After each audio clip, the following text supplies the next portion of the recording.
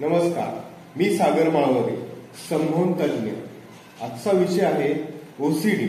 OCD म्हणजे obsessive compulsive disorder.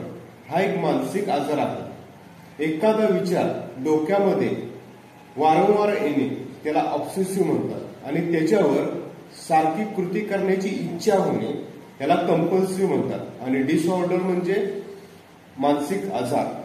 तर ह्याची उदाहरणं कुठली कुठली आहेत तर वारंवार हात धुणे, त्याचबरोबर बाहेर जाताना कुलूप घातलेला आहे घराला तरी सारखं सारखं चेक करणे।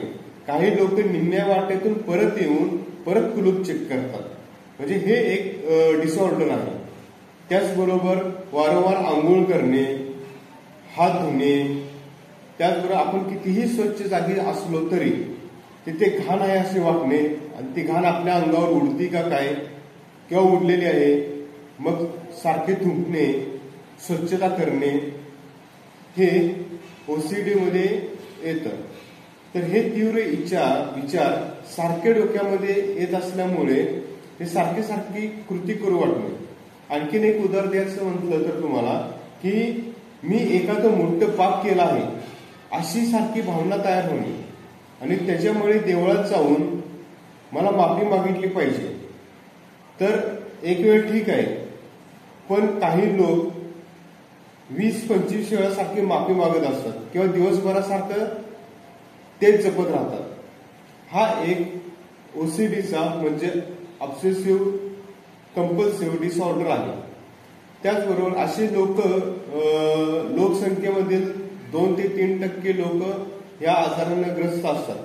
त्याच्यामध्ये टीनेजर आणि यंगस्टर जास्त करून असतात।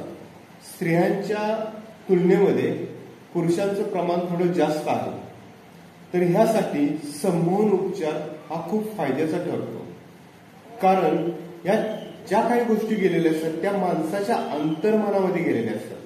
अंतर्मनातल्या गोष्टी काढण्यासाठी बाह्य मन बंद ठेवून अंतर्मनामध्ये जे काही नकारात्मक प्रोग्राम झालेला आहे ते सगळं काढून टाकून तिथे आपण पॉझिटिव्ह थिंकिंग भरू शकतो।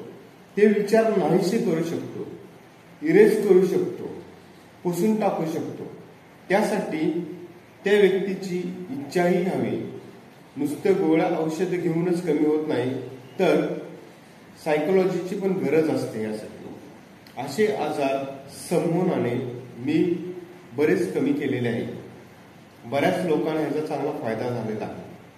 तर आपल्याही आजूबाजूला असे काही लोक असेल तर निश्चित त्यांना सांगावं की संमोहनाचा ह्यासाठी खूप चांगला फायदा होतो।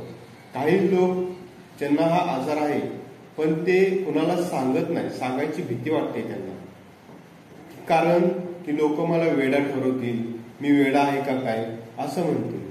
तर जर हे आजार लपवून ठेवले तर ते जास्त त्रासदायक ठरतात। त्याच्यामुळे कुठली कामं होत नाही, कामामध्ये लक्ष लागत नाही, कुठलं सुख उपभोगता येत नाही। म्हणून अशा आजारावर संमोहन उपचार हे खूप चांगलं फायद्याचं आहे। आपणही विचार करा, आजूबाजूच्या लोकांना सांगा। धन्यवाद। जय हिंद।